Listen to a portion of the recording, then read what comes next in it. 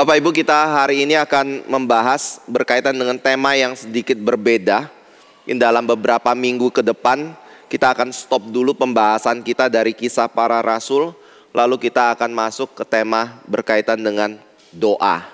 Saya yakin ini adalah satu tema yang penting untuk kita boleh dengar dan pelajari bersama berdasarkan prinsip firman Tuhan. Dan saya berdoa juga kiranya hal ini boleh membakar hati kita untuk lebih memiliki hati yang mau berdoa di hadapan Tuhan ya. Mari kita membuka kitab suci kita dari Efesus pasal yang ke-6. Surat Efesus pasal yang ke-6.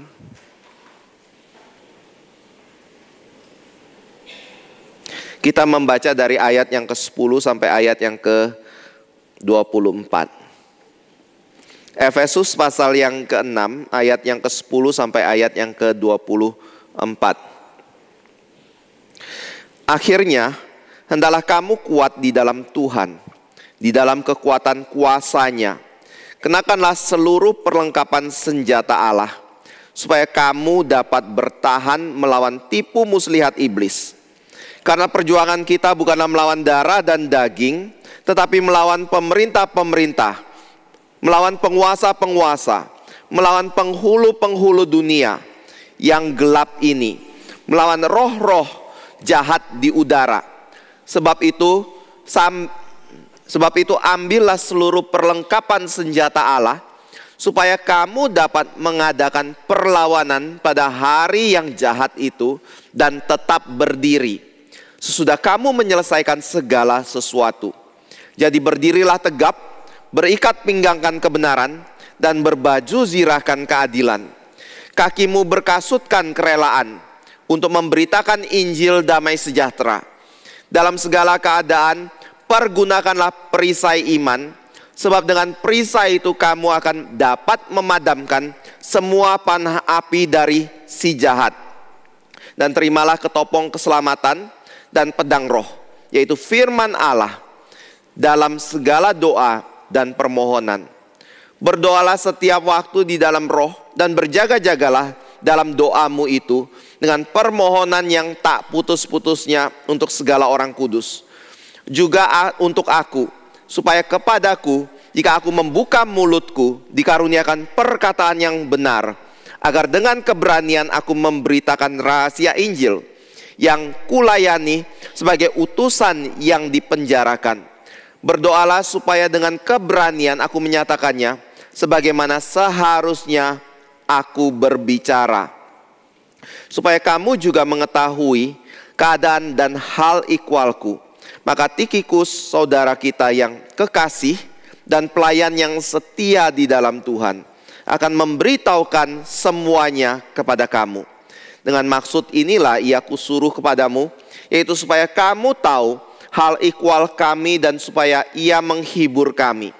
Damai sejahtera dan kasih dengan iman dari Allah Bapa dan dari Tuhan Yesus Kristus menyertai sekalian saudara. Kasih karunia menyertai semua orang yang mengasihi Tuhan kita Yesus Kristus dengan kasih yang tidak binasa. Bapak Ibu saudara yang kasih Tuhan, kalau kita berbicara mengenai doa dan kita kembali kepada kitab suci, maka kita mendapatkan satu dorongan, atau bahkan mungkin bisa dikatakan satu perintah yang Paulus berikan kepada kita. Sebenarnya bukan hanya Paulus yang memberikan kepada kita, tetapi Yesus Kristus pun mengajar kepada kita sebagai orang Kristen, kita harus berdoa di hadapan Tuhan. Tapi pada waktu kita berbicara mengenai doa ini, bagaimana doa itu seharusnya kita naikkan kepada Tuhan, Paulus berkata di dalam bagian ini, doa itu haruslah kita naikkan dengan satu permohonan yang tak putus-putusnya untuk segala orang kudus. Jadi pada waktu kita menjalani kehidupan ini, Paulus berkata doa itu adalah satu hal yang begitu penting sekali dalam kehidupan kita. Doa itu adalah sesuatu yang kita harus naikkan secara terus-menerus di dalam kehidupan kita, tak putus-putusnya bagi segala orang kudus atau semua orang kudus yang ada di dalam dunia ini. Maksudnya apa dengan tidak putus-putusnya? Ada penafsir yang mengatakan tidak putus-putusnya itu bukan berarti bahwa mulai dari kita bangun tidur sampai kita tidur di malam hari yang kita pikirkan hanya doa, doa, dan doa. Dan tidak ada kesempatan untuk memikirkan sesuatu yang lain yang berkaitan dengan pekerjaan atau keluarga atau hal-hal lain yang menjadi hal yang harus kita kerjakan dalam hidup kita. Tetapi tak putus-putusnya ini memiliki bahasa asli yang menyatakan bahwa ketika hal itu muncul dalam hati kita, ketika hal itu diingatkan dalam hidupan kita, maka naikkanlah doa secara atau di hadapan Tuhan dengan beban yang Tuhan taruh di dalam hati kita.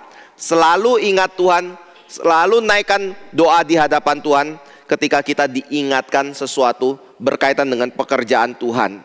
Saya juga suka menafsirkan bahwa doa tak putus-putus itu berkaitan dengan satu kehidupan yang selalu bergantung di hadapan Tuhan dan menyadari bahwa kita berdiri di hadapan Tuhan. Tetapi kalau kita bicara seperti ini, lalu kita tahu signifikansi dari doa itu. Kita tahu bahwa itu adalah bagian dari kehidupan orang Kristen yang tidak bisa dipisahkan sama sekali dengan iman kepada Yesus Kristus. Tetapi kalau kita kemudian membandingkan itu dalam satu diagram misalnya ya. Diagram lingkaran atau pie chart seperti itu. Lalu di situ kita masukkan porsi doa di dalam kehidupan Kristen kita. Mohon tanya, ini sebagai satu evaluasi diri kita terhadap diri kita ya. Kira-kira berapa persen dari pie chart itu yang berisi doa? Bahkan pendeta sekalipun mungkin akan merasa sangat kecil sekali. Dan bagian yang terbesar itu berkaitan dengan hal-hal lain yang kita lakukan di dalam hidup kita. Mau keluarga, makanan, rekreasi, dan pekerjaan, studi, dan yang lain-lainnya. Nah, pada waktu kita berbicara mengenai hal ini, ada satu hal yang mungkin kita akan jadikan catatan. Tujuan kita berbicara mengenai doa ini bukan untuk membuat kita merasa bersalah melalui peraturan yang Tuhan berikan, hukum supaya orang Kristen harus berdoa di hadapan Tuhan. Dan itu adalah hal yang baik harus dilakukan secara pribadi ataupun secara publik. Tapi yang saya mau angkat di dalam pembahasan kita hari ini adalah untuk membawa kita melihat bahwa tujuan berdoa itu bukan hanya berkaitan dengan perintah Tuhan, tetapi tujuan berdoa itu berkaitan dengan kebutuhan kita yang besar dari doa yang orang lain berikan kepada diri kita. Atau kita bisa katakan bahwa ketika kita berbicara mengenai doa, kita sebagai jemaat Tuhan harus memiliki satu kesadaran bahwa doa itu adalah satu tanggung jawab yang Tuhan berikan bagi kita. Untuk apa? Untuk mendoakan orang-orang Kristen yang lain yang ada di dalam gereja ataupun hamba Tuhan. Begitu juga sebaliknya, mereka mendoakan diri kita. Jadi ini bukan hanya membahas berkaitan dengan, oh Tuhan meminta saya berdoa. Doa adalah satu keharusan. Doa adalah satu penyataan hidup orang Kristen yang sudah dilahir barukan oleh Roh Kudus dalam diri kita, sehingga ada terjadi komunikasi antara kita dengan Allah yang kudus atau Roh yang kudus, karena hati nurani kita atau natur kita yang berdosa, yang sebelumnya sudah mati akibat dosa, itu sudah diperbaharui di dalam Kristus Yesus. Bukan itu. Walaupun hal itu adalah hal yang penting untuk kita mengerti juga di dalam kehidupan kita. Tetapi mengapa kita harus berdoa setiap waktu? Mengapa kita harus berjaga-jaga di dalam doa kita dan permohonan yang tidak putus-putusnya? Mengapa kita harus berdoa bagi segala orang kudus? Mengapa kita harus berkata bahwa saya pun membutuhkan doa, seperti Paulus membutuhkan doa? Itu semua karena kita menyadari bahwa kita membutuhkan doa dari saudara seiman kita. Begitu juga dengan sebaliknya. Saya lihat ini adalah satu pemahaman yang mungkin kita pahami, tapi enggak terlalu ngeh untuk kita pahami. Tapi Spurgeon, seorang yang merupakan pengkhotbah yang besar di Inggris pada zamannya. Pada waktu dia ditanya berkaitan dengan pelayanannya yang sukses itu. Apa yang menjadi rahasia pelayananmu itu begitu sukses di hadapan Tuhan di dalam dunia ini? Kenapa ada beribu-ribu orang yang boleh datang dan mendengarkan firman yang engkau kabarkan dari atas mimbarmu? Spurgeon dengan satu kerendahan hati berkata bahwa semua itu bukan karena diriku, tetapi semua itu adalah karena jemaatku mendoakan aku. Bapak Ibu saudara yang kasih Tuhan, saya pada waktu mendengar ini malu sekali seringkali rasanya ya. Kita seringkali berpikir bahwa kehebatan seorang hamba Tuhan itu dikaitkan dengan kemampuan dia beretorika, kefasihan dia di dalam berbicara menyampaikan firman Tuhan, pengetahuan dia yang begitu luas sekali akan segala pengetahuan umum dan firman yang ada di dalam dunia ini. Tetapi Spurgeon tidak mengkaitkan itu semua, tapi dia hanya mengkaitkan pada satu hal. Kenapa saya begitu berkuasa untuk membawa jiwa datang ke hadapan Tuhan untuk beribadah dan mendengarkan firman? Cuma satu sebab, jemaatku mendoakan aku. Saya lihat ini adalah satu hal yang kita perlu perhatikan di dalam kehidupan kita bergereja atau di dalam kehidupan kita melayani. Paulus juga adalah orang yang tidak berbeda dari itu. Saya percaya Spurgeon belajar dari Paulus di dalam hal ini. Kenapa? Karena pada waktu kita membaca Efesus pasal 6 ini, ada hal-hal yang menjadi satu kelembutan seperti satu kerendahan hati dari Paulus yang menyadari sekali kalau dia adalah pribadi yang membutuhkan doa dalam hidup dia. Contohnya misalnya kalau Bapak Ibu dan ayat yang ke-19. Dalam segala doa dan permohonan, berdoalah setiap waktu di dalam roh, dan berjaga-jagalah di dalam doamu itu dengan permohonan yang tak putus-putusnya untuk segala orang kudus. Titik enggak? Enggak, koma, lalu kalimat berikutnya adalah juga untuk aku. Lalu kalau Bapak Ibu perhatikan juga di dalam ayat 21. Supaya kamu juga mengetahui keadaan dan hal ikhwalku, maka Tikhikus saudara kita yang kekasih dan pelayan yang setia di dalam Tuhan akan memberitahukan semuanya kepada kamu. Mohon tanya, kenapa Paulus mengutus Tikhikus? Kenapa Tikhikus harus menjelaskan segala keadaan yang berkaitan dengan hal ikhwal daripada Rasul Paulus kepada jemaat yang di Efesus ini? Apakah supaya mereka tahu kondisi Paulus? Apakah supaya mereka tahu bagaimana Paulus melayani Tuhan? Supaya mereka mendukung Paulus di dalam pelayanan yang Paulus lakukan itu? Supaya Paulus mendapatkan penghiburan dari jemaat karena jemaat mengerti betapa sulitnya pelayanan yang dilakukan oleh Rasul Paulus itu? Mungkin ada bagiannya di situ. Tetapi saya juga percaya bahwa tujuan Paulus menceritakan mengenai kondisi dia melalui Tikhikus kepada jemaat di Efesus adalah bukan lain supaya jemaat mendoakan Paulus. Jadi ini membuat kita melihat bahwa Rasul Paulus adalah seorang yang sangat mengerti sekali bahwa doa dari jemaat kepada dirinya itu adalah hal yang sangat penting dan hal itu tidak boleh diabaikan sama sekali. Spurgeon adalah seorang yang sangat mengerti sekali bahwa dia membutuhkan doa dari jemaatnya. Karena itulah yang membuat dia memiliki kekuatan untuk menjalani pelayanan di dalam kehidupannya. Bapak Ibu saudara yang kasih Tuhan, mungkin kita yang mempelajari mengenai Spurgeon, atau Bapak Ibu yang membaca khotbah Spurgeon dan biografi dari Spurgeon, itu mengetahui bahwa dia adalah orang yang mengalami satu penyakit depresi dalam hidup dia.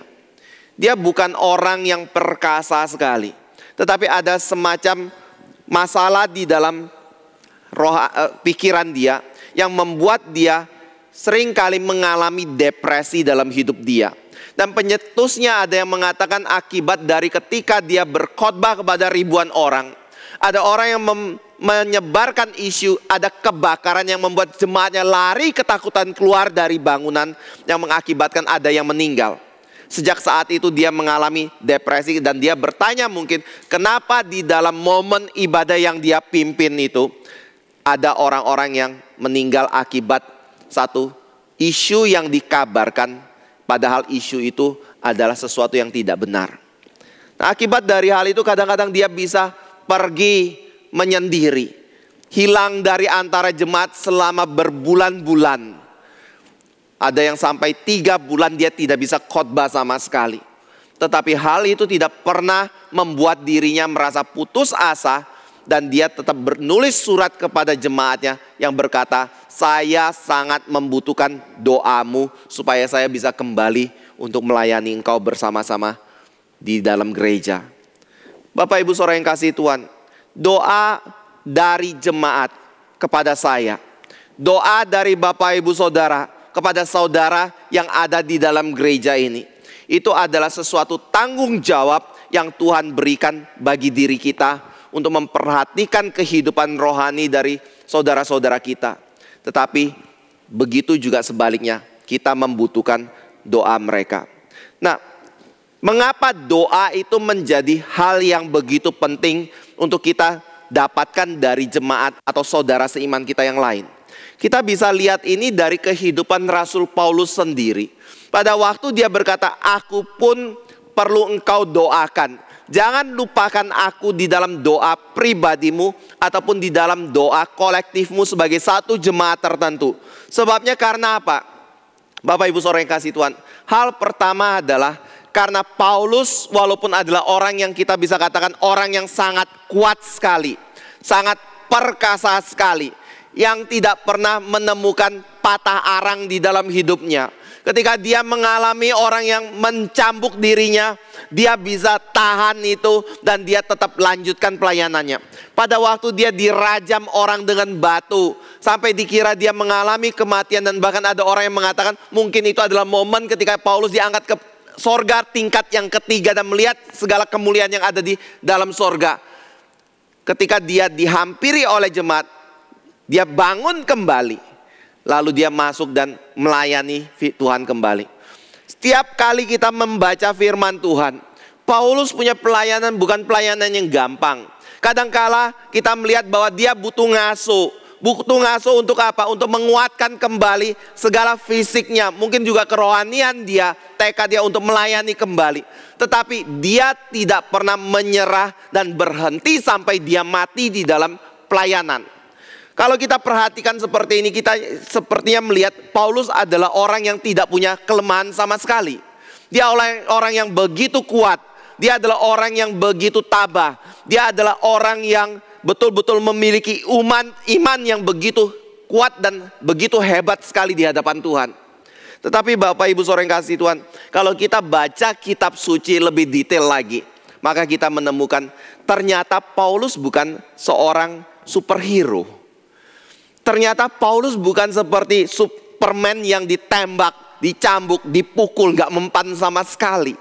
Tetapi dia juga adalah pribadi yang mengalami pergumulan demi pergumulan yang begitu besar, yang membuat diri dia harus menerima doa dari jemaatnya.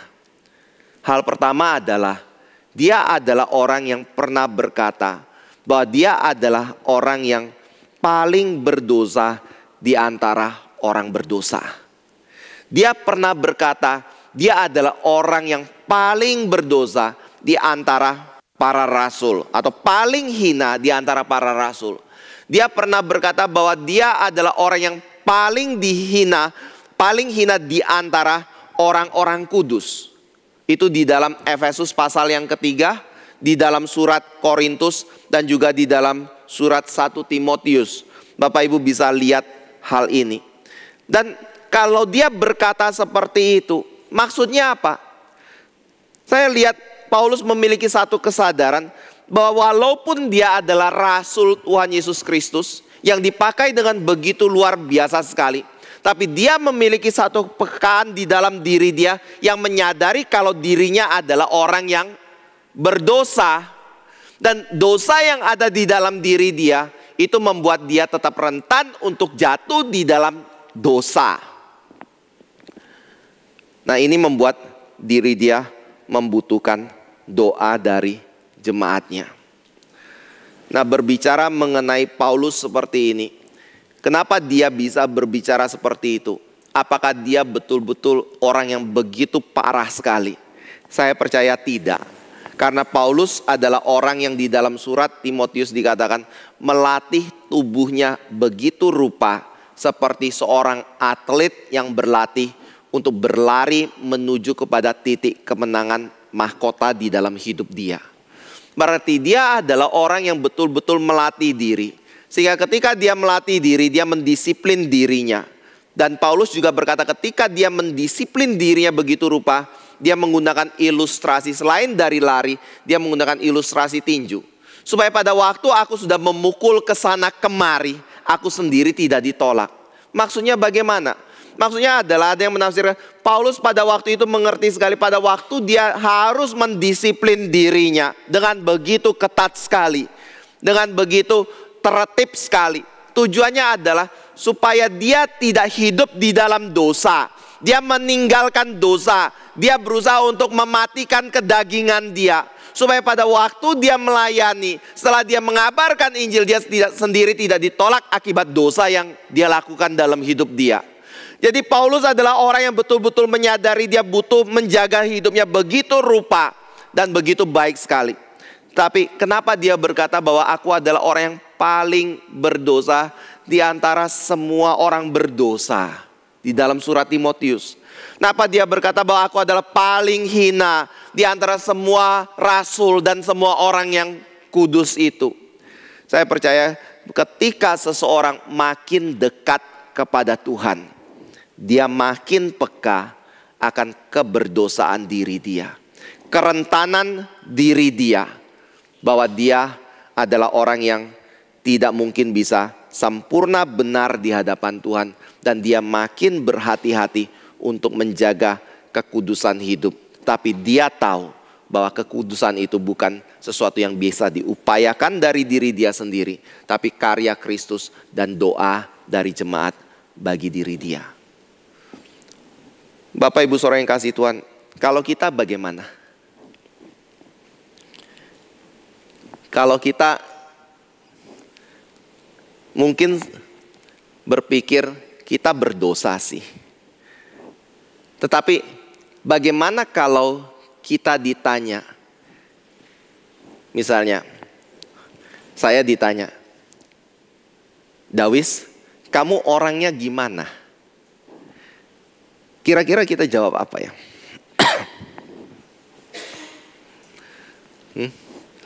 Ada enggak yang jawab, saya orang yang berdosa? Sehingga saya perlu mengakui dosa itu di hadapan Bapak Ibu di dalam gereja ini. Saya kira bukan seperti itu ya. Tetapi kecondongan dari manusia adalah ketika ditanya, dia akan meninggikan diri dia. Dia akan mengatakan segala usaha dan perolehan, kemajuan dan pencapaian yang dia lakukan dalam hidup dia. Makin dia tua, makin banyak yang dia cerita tentang diri dia. Bapak Ibu Saudara yang kasih Tuhan, salah enggak? Mungkin enggak juga salah seperti itu. Memang mungkin itu adalah satu pengalaman yang dia alami dalam hidup dia yang ingin dia bagikan. Tapi ada satu hal yang mungkin kita perlu tanyakan juga adalah pada waktu kita menceritakan hal itu, kita sedang meninggikan diri kita atau tidak? Dan biasanya salah satu ciri dari orang yang jatuh di dalam dosa adalah dia memuji diri dia sendiri dan bukan orang lain yang memuji diri dia. Jadi dalam hal ini saya bukan mau mengatakan kita perlu kembali untuk membongkar apa yang menjadi dosa kita. Tetapi yang saya mau ajak kita lihat adalah satu kecondongan dari diri kita sebagai manusia yang berdosa, bernatur dosa adalah seringkali menutupi fakta keberdosaan kita, fakta kelemahan kita, dan menampilkan diri kita sebagai orang yang baik, orang yang benar, orang yang lebih baik dan sempurna dibandingkan semua orang lain dalam hidup kita. Sehingga kita merasa diri kita hebat seperti itu. Tapi Paulus berkata, pada waktu dia meminta orang-orang menyadari perjuangan yang dihadapi melawan daging, perjuangan yang dihadapi melawan pemerintah-pemerintah dan penguasa-penguasa, penghulu-penghulu dunia yang gelap itu bukan sesuatu yang hanya jemaat Efesus saja yang melawan itu, menghadapi itu. Tetapi Paulus berkata dengan satu kata ganti, yaitu kita yang melawani dan menghadapi itu semua.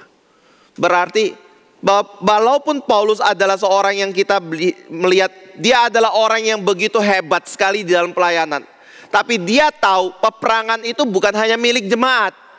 Peperangan itu bukan milik dia, tapi milik jemaat. Dia nggak mengatakan seperti itu. Dia mengatakan baik jemaat ataupun diriku, kita sama-sama menghadapi perangan itu.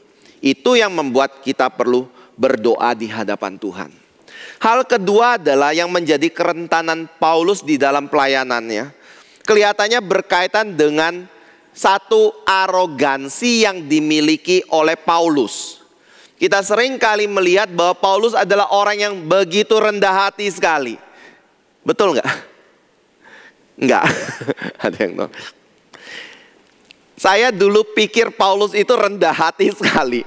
Karena pada waktu kita baca surat Roma misalnya, Paulus berkata kita harus mendahulukan saudara kita yang lemah.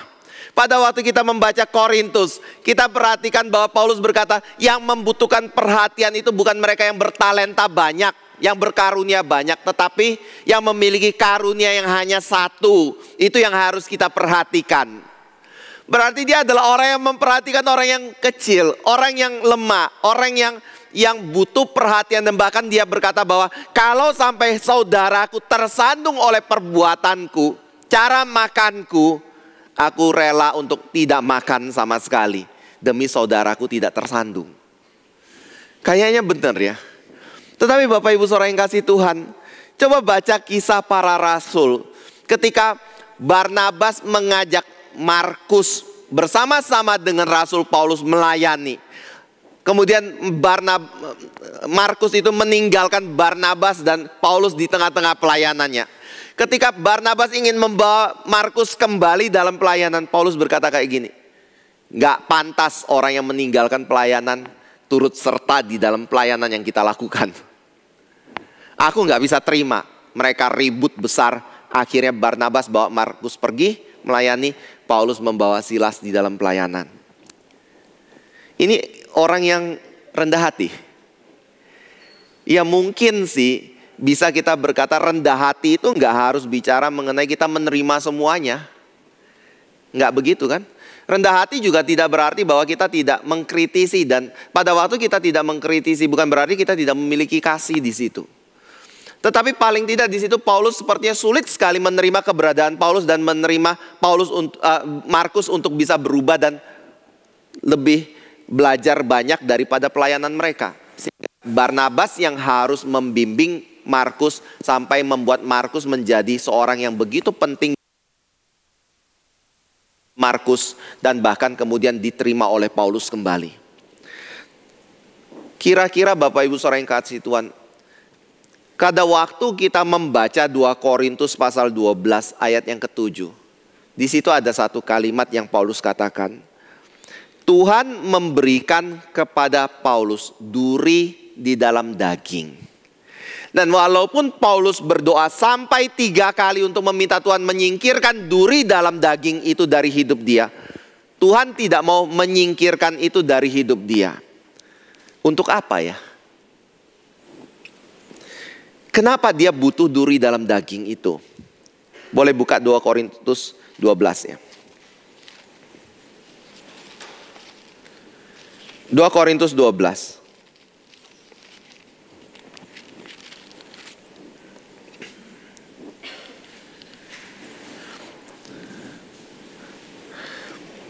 Kita baca dari ayat 3 ya. Aku juga tahu tentang orang itu, entah di dalam tubuh, entah di luar tubuh. Aku tidak tahu. Allah yang mengetahuinya. Ia tiba-tiba diangkat ke Firdaus, dan ia mendengar kata-kata yang tak terkatakan, yang tidak boleh diucapkan manusia. Atas orang itu aku hendak bermegah, tetapi atas diriku sendiri aku tidak akan bermegah, selain atas kelemahanku. Sebab sekiranya aku hendak bermegah juga, aku bukan orang bodoh lagi, karena aku mengatakan kebenaran, tetapi aku menahan diriku, supaya jangan ada orang yang menghitungkan kepadaku lebih daripada yang mereka lihat padaku, atau yang mereka dengar daripadaku. Ayat 7, dan supaya aku jangan meninggikan diri karena penyataan-penyataan yang luar biasa itu, maka aku diberi suatu duri dalam dagingku, yaitu seorang utusan iblis untuk menggocoh aku, supaya aku jangan meninggikan diri. Tentang hal itu, aku sudah 3 kali berseru kepada Tuhan, supaya utusan iblis itu mundur daripadaku. Tetapi jawab Tuhan kepadaku, cukuplah kasih karuniaku bagimu, sebab justru dalam kelemahanlah kuasaku menjadi sempurna. Sebab itu terlebih suka aku bermegah atas kelemahanku, supaya kuasa Kristus turun menaungi aku. Bapak Ibu Saudara yang kasih Tuhan, Paulus diberikan duri dalam daging, yang dijelaskan sebagai ada utusan iblis yang diutus untuk menggocoh aku. Supaya apa? Aku tidak meninggikan diri. Istilah utusan iblis yang untuk menggocoh aku, maksudnya apa? Ada yang menafsirkan macam-macam, itu penyakit dan segala macam. Kita nggak akan masuk ke dalam hal itu. Tetapi ada satu hal yang mungkin kita perlu gumulkan adalah ketika Tuhan mengatakan ada utusan iblis yang ditujukan untuk menggocoh aku, berarti Tuhan bekerja untuk merendahkan diri Paulus di hadapan Tuhan melalui seorang utusan, yaitu iblis. Itu maksudnya. Kita nggak usah masuk terlalu dalam ya. Kita nggak bahas ke arah situ. Tetapi satu hal, ini mau mengatakan bahwa walaupun iblis diutus untuk membuat Paulus rendah hati, itu berarti bahwa iblis pun tunduk di bawah kuasa Tuhan. Iblis tidak mungkin bisa mengerjakan sesuatu di luar dari kehendak dan seizin Tuhan. Maksudnya itu. Jadi Alkitab mengatakan bahwa Tuhan punya rencana yang baik. Rencana yang baik itu bagaimana? Yaitu membuat Paulus rendah hati. Tapi bagaimana membuat Paulus rendah hati itu? Dengan cara mengutus iblis untuk menggocoh Paulus. Itu maksudnya. Supaya apa? Paulus rendah hati. Jadi kalau kita membaca kebalikannya, Paulus orang yang bagaimana? Dia punya pengetahuan yang banyak loh. Begitu limpah sekali. Pengetahuan Tauratnya itu melampaui rasul yang lain. Bahkan dia adalah orang yang menjadi murid seorang ahli Taurat Gamaliel yang terkenal sekali pada waktu itu. Tuhan juga ketika memanggil dia, seperti memanggil 12 rasul yang lain, dia menampakkan diri kepada Paulus, lalu memanggil Paulus untuk menjadi rasul dia. Dan dia diberi tanggung jawab khusus oleh Tuhan untuk pergi kepada orang-orang bukan Yahudi untuk mengabarkan Injil. Kira-kira orang kayak gini akan menjadi orang seperti apa? Ada yang mengatakan, kayak Pak Elvis kemarin di dalam khotbah masterclass berkata, seseorang yang mendapatkan kedudukan yang penting, disitulah hatinya itu bisa kelihatan. Apakah dia menjadi sombong, dia kemudian merendahkan yang lain dan yang lain-lainnya. Pada waktu posisi penting kita terima itu akan kelihatan dari hidup kita. Pada waktu Paulus menerima jabatan yang begitu penting dari Tuhan, dengan segala kemampuan yang dia miliki, kira-kira apa yang kemungkinan terjadi? Dia menyombongkan diri. Makanya Paulus berkata bahwa Tuhan memberikan duri dalam daging, supaya di dalam kelemahanku aku memperlihatkan kuasa Tuhan dan karunia Tuhan lebih nyata. Jadi kelihatannya Paulus ada kecondongan ke arah situ. Lalu hal ketiga adalah Paulus bukan orang yang tadi saya katakan superhero di awal. Tetapi kita bisa melihat Paulus juga adalah orang yang sangat rentan sekali terhadap tekanan, terhadap permasalahan di dalam pelayanan yang dia hadapi. Bapak Ibu boleh buka 2 Korintus 1 ayat yang ke-8. 2 Korintus 1 ayat yang ke-8.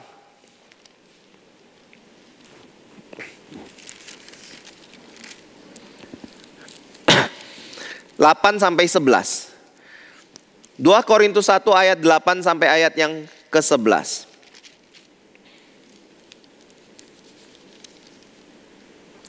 Sebab kami mau, saudara-saudara, supaya kamu tahu akan penderitaan yang kami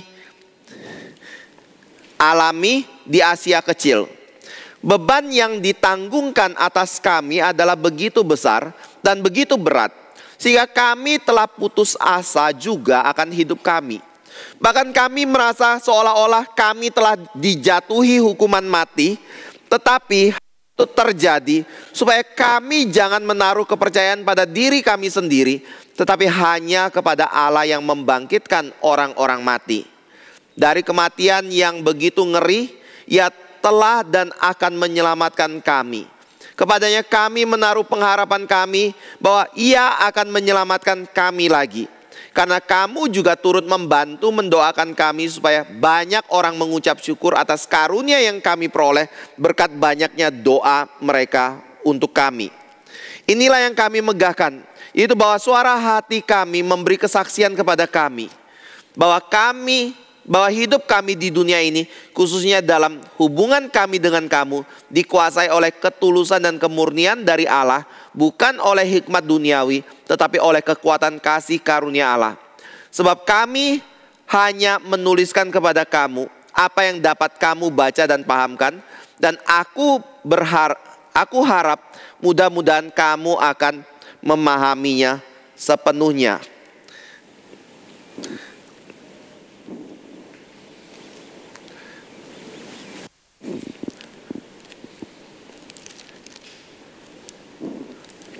Kita stop di situ. Lalu saya mau ajak kita melihat ayat yang ke-11 ya. Di dalam ayat yang ke-11 di situ, ayat yang 10 aja ya. 10 dan 11. Dari kematian yang begitu ngeri, Ia telah dan akan menyelamatkan kami. Kepadanya kami menaruh pengharapan kami bahwa Ia akan menyelamatkan kami lagi. Karena kamu juga turut membantu mendoakan kami supaya banyak orang mengucap syukur atas karunia yang kami peroleh berkat banyaknya doa mereka untuk kami. Bapak Ibu Saudara yang kasih Tuhan, ternyata Paulus walaupun orang yang begitu besar, begitu menguasai kitab suci dengan baik, tetapi dia juga mengalami hal-hal yang sulit. Bahkan dia sampai putus asa dan ingin mati rasanya akibat dari konsekuensi dia melayani Tuhan. Lalu kita boleh secara cepat melihat yang lain lagi ya. Paulus juga adalah orang yang ketika meminta berdoa, tujuan dia meminta berdoa itu untuk menyatakan satu kehidupan yang rendah hati di hadapan Tuhan.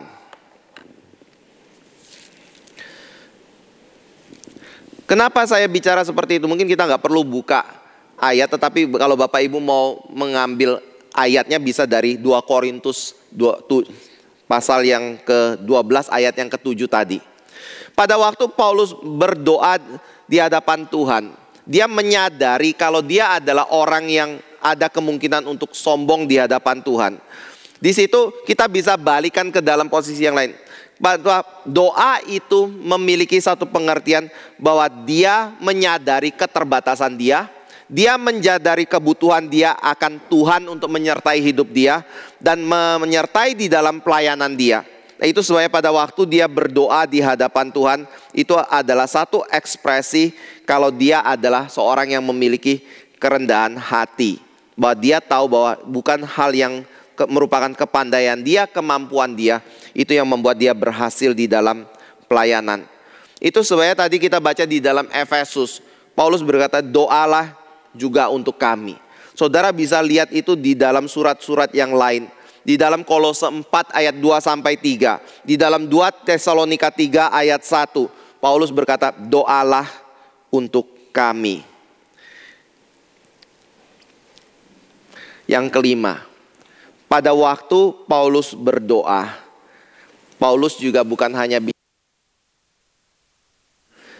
kelemahan diri dia, dan bahkan keputusasaan yang dia alami dalam hidup dia, tetapi dia juga berdoa berkaitan dengan hal-hal yang spesifik di dalam pelayanan dia.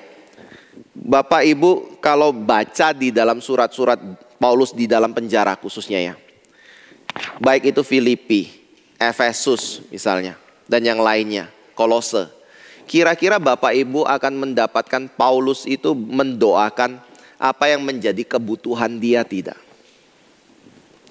Pernah nggak Paulus berkata, tolong doakan supaya saya dilepaskan dari penderitaan yang begitu sulit di dalam penjara ini? Tidak, Paulus nggak pernah minta doa itu. Tapi pada waktu Paulus tidak pernah minta doa itu, bukan berarti bahwa kita tidak perlu mendoakan hal itu. Boleh doakan hal-hal itu dalam hidup kita, apa yang menjadi pergumulan kita. Tetapi pada waktu Paulus mengatakan berkaitan dengan pokok doanya di dalam surat-suratnya, Paulus tidak pernah mengungkap hal itu. Apakah hal itu berarti Paulus tidak pernah berdoa? Saya nggak tahu. Paulus nggak pernah mengatakan itu. Mungkin saja dia berdoa. Tapi ketika dia berbicara mengenai jemaat dan berbicara mengenai pelayanan, maka ketika dia meminta jemaat berdoa, khususnya berkaitan dengan diri dia dan pelayanan, yang Paulus selalu angkat adalah doakan berkaitan dengan kerajaan Allah. Doakan berkaitan dengan perkembangan kerajaan Allah dan Injil Tuhan. Doakan supaya pemenjaraan yang dialami oleh Paulus tidak membuat pekerjaan Tuhan terhambat dan Injil menjadi tidak disebarkan atau tidak berkuasa untuk memenangkan orang. Itu yang Paulus doakan. Jadi pada waktu kita berdoa kepada Tuhan, kadang-kadang kita berpikir bahwa doa itu harus berkaitan dengan hal-hal yang umum. Tidak. Paulus memberikan satu contoh, doa harus berkaitan dengan hal-hal yang spesifik. Tapi pada waktu kita bicara mengenai hal yang spesifik, doa itu mengenai apa?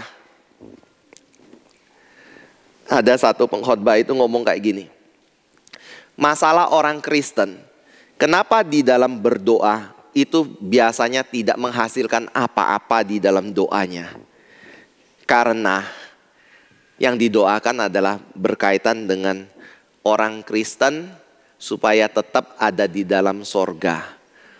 Bukan supaya orang yang ada di dalam neraka pindah ke dalam sorga. Soalnya waktu dengar ini menarik. Dia ngomong kayak gini. Bapak Ibu, kalau Bapak Ibu doakan misalnya keluarga, yang biasanya doakan keluarga yang sudah percaya atau belum percaya? Mungkin yang sudah percaya kan?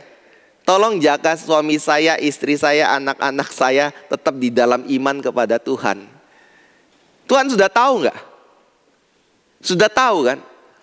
Waktu misalnya kita juga doakan, Tuhan tolong sertai keluargaku untuk pelayanan yang dia kerjakan atau untuk pekerjaan yang dia lakukan. Sebenarnya dia sudah disertai Tuhan atau belum? Sudah. Tapi yang kita selalu doakan adalah Tuhan tolong sertai, Tuhan tolong jaga mereka. Tuhan ngomong, aku sudah tahu. Ngapain doakan itu lagi? Nah, ini membuat ada pengkhotbah yang berkata seperti ini. Masalah dari doa orang Kristen itu adalah sering kali mendoakan hal-hal seperti itu dan lupa mendoakan hal-hal yang berkaitan dengan kemenangan dari jiwa orang-orang yang berdosa. Kita perlu belajar mendoakan hal-hal yang besar. Kita perlu belajar mendoakan misalnya. Terus terang pada waktu saya mempersiapkan ini, saya agak tertegur. Kalau nggak salah siapa itu pernah orang di Skotlandia. Teolog pengkhotbah yang penting itu siapa namanya? John Knox ya. Dia pernah berkata, tolong berikan Scotland kepadaku, kalau tidak aku mati. Luther ya pernah berkata, tolong berikan aku berapa? 100 orang yang takut Tuhan, aku akan mengubah dunia ini. Kalau kita doanya gimana Bapak Ibu? Yang kecil-kecil kayak gitu. Mungkin itu yang membuat kita sulit berkembang. Saya waktu dengar itu saya tertegur sekali. Kok saya nggak doa kayak gini ya? Mungkin terlalu ambisius juga. Tapi ya semoga Tuhan berkati ya. Coba kita doakan. Tuhan tolong berikan solo bagi GRII. Tolong berikan solo bagi saya untuk layani. Bukankah itu jauh lebih baik? Tolong menangkan solo bagi kemuliaan nama Tuhan. Saya pernah dengarkan doa seperti ini dari pendeta Stephen Tong beberapa tahun yang lalu. Saya berdoa Indonesia bertobat dan menjadi Kristen. Bapak Ibu saudara yang kasih Tuhan, doa spesifik penting. Tetapi spesifik yang seperti apa? Kadang-kadang kita doa spesifik yang diajarkan banyak orang Kristen. Kalau pengen punya mobil, sebutkan secara detail dari merek, tahun, dan warnanya.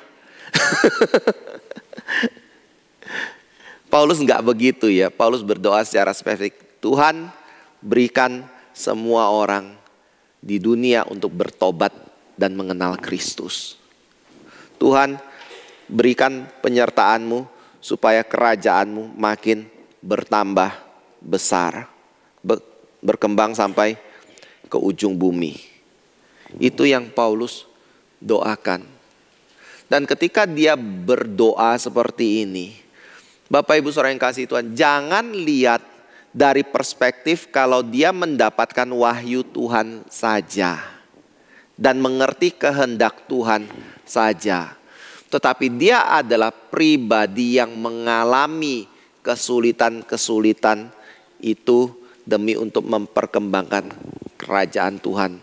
Itu sebabnya dia tahu sekali kalau dia membutuhkan doa dari orang Kristen. Kalau Bapak Ibu baca di dalam surat Timotius, itu Paulus pernah ngomong kayak gini. Aku merasa ditinggal oleh semua orang. Heran ya. Orang yang besar begitu loh. Rasul yang begitu penting. Rasul yang digunakan Tuhan dengan begitu luar biasa sekali. Tetapi di dalam perjalanan imannya, sampai pada akhir hampir perhujungan daripada pelayanannya, dia berkata bahwa semua orang meninggalkan aku. Aku harus menghadapi penghakiman itu atau pemerintahan Roma seorang diri. Kemana semua teman-teman sepelayanan yang aku miliki, nggak ada yang beserta dengan diriku. Karena apa? Injil. Dan ketika dia bicara hal ini, dia berkata bahwa dia adalah utusan dari Tuhan atau ambasador. Jadi kalau kita berkata bahwa saya adalah utusan satu negara, Bapak Ibu pasti akan melihat orang itu penting, bukan? Orang itu punya kuasa, orang itu punya jabatan, orang itu punya kehormatan, orang itu punya kebebasan-kebebasan yang tidak bisa disentuh oleh hukum dari negara tertentu. Tapi bagaimana ketika orang itu juga dikenakan rantai pengikat kepada diri dia? Apakah Bapak Ibu akan lihat rantai pengikat itu adalah sesuatu yang menjadi kecemaran bagi kehormatan yang dimiliki oleh utusan itu? Saya bahwa rantai itu pun adalah sesuatu kehormatan yang diberikan kepada diri dia. Itu Paulus. Dia adalah utusan Allah. Dia adalah pemberita Injil kerajaan Tuhan. Tetapi demi untuk pemberitaan Injil itu, dia dikenakan rantai itu kepada diri dia. Artinya apa? Ketika dia mengabarkan Injil dengan berani, dengan setia, dia mendapatkan halangan itu. Dia bahkan dikorbankan atau ditinggalkan oleh saudara-saudara yang lain. Dan dia berkata, aku membutuhkan doamu. Bapak Ibu Saudara yang kasih Tuhan, ini artinya bahwa Paulus bukan orang yang kuat. Paulus bukan seorang yang terlahir sebagai orang yang berani bicara belak-belakan kebenaran seperti itu. Tetapi dia adalah orang yang membutuhkan doa untuk bisa mengutarakan kebenaran yang Tuhan katakan. Tapi sekali lagi saya katakan, perlu hikmat, perlu tahu kapan tempatnya, caranya untuk menyampaikan itu. Dan itu semua adalah bersumber dari hikmat Tuhan. Jadi kalau kita tanya, perlu nggak kita berdoa? Perlu kan? Kenapa kita perlu berdoa? Karena perintah Tuhan. Betul, karena perintah Tuhan. Tetapi coba renungkan dari sisi lain. Kira-kira saya dengan Paulus lebih rentan siapa di dalam menghadapi kegagalan, menghadapi ujian pencobaan dari setan, menghadapi penolakan di dalam pelayanan, berkompromi di dalam kebenaran firman untuk kita sampaikan. Kalau saya menguji itu dengan diri saya merasa saya jauh lebih rentan dari Paulus.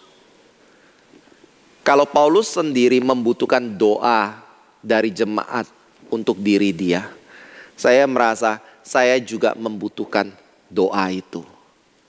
Bagaimana dengan Bapak Ibu, saudara yang kasih Tuhan? Perlu doa itu? Kalau perlu, datang persekutuan doa hari Rabu. Jam 7 malam. Kenapa saya ngomong ini? Karena kalau kita doa pribadi, jujur Bapak Ibu lebih banyak doakan diri atau pekerjaan Tuhan? Diri sendiri. Doakan teman-teman yang di dalam gereja ini enggak? Sebelahnya aja belum tentu kenal kok, kecuali suami atau istrinya atau anaknya. Gimana kita mau tahu pergumulan mereka dan mendoakan mereka? Bagaimana kita bisa mendoakan secara spesifik pekerjaan Tuhan? Itu sebabnya Pendeta Stephen Tong berkata, ketika kita doa bersama di dalam gereja, salah satu tujuan doa itu bukan doakan pergumulan pribadi, penyakit pribadi. Tetapi doakan bagaimana pekerjaan Tuhan boleh digenapi di dalam kehidupan kita, di dalam kehidupan dari pelayanan gerejanya. Itu tujuannya. Jadi saya pada kesempatan ini mau mengajak Bapak Ibu Saudara, datang PA, datang doa. Dari semua waktu yang Tuhan berikan 24/7 itu, selain 2 jam yang Bapak Ibu gunakan, atau hari ini 2 jam setengah ya, untuk beribadah kepada Tuhan, sisanya untuk apa? Sisanya untuk apa? Nah, saya mau minta tambahkan 2 jam lagi untuk doa dan untuk PA. Hari Rabu pukul 7. Mari kita sama-sama melihat ya, bagaimana Tuhan boleh bekerja melalui gereja ini, melalui setiap diri kita. Tuhan kiranya memberkati kita ya. Mari kita masuk dalam doa. Kami sekali lagi bersyukur Bapa untuk firman-Mu, untuk kebenaran-Mu yang boleh Engkau nyatakan bagi kami.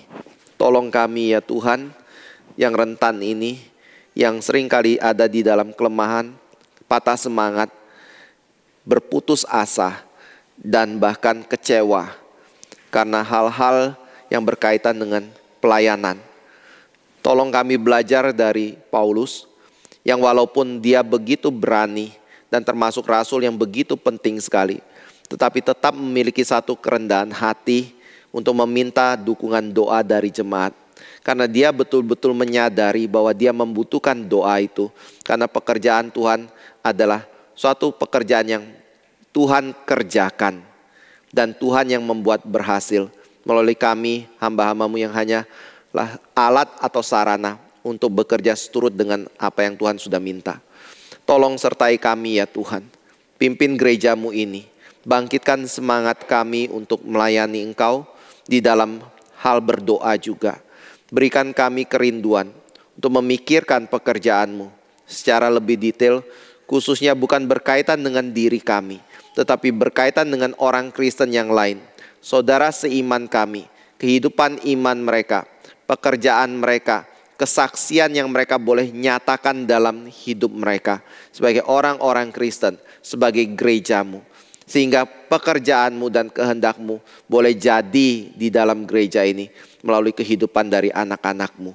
Tolong sertai ya Tuhan, bangkitkan lebih banyak orang yang boleh datang mengenal Injil Tuhan dan mengerti firman dan memiliki hati yang takut Tuhan di dalam hidup mereka melalui kesaksian dari anak-anak-Mu yang ada di dalam gereja-Mu ini. Di dalam nama Tuhan Yesus, yaitu Tuhan dan Juru Selamat kami yang hidup, kami telah berdoa. Amin.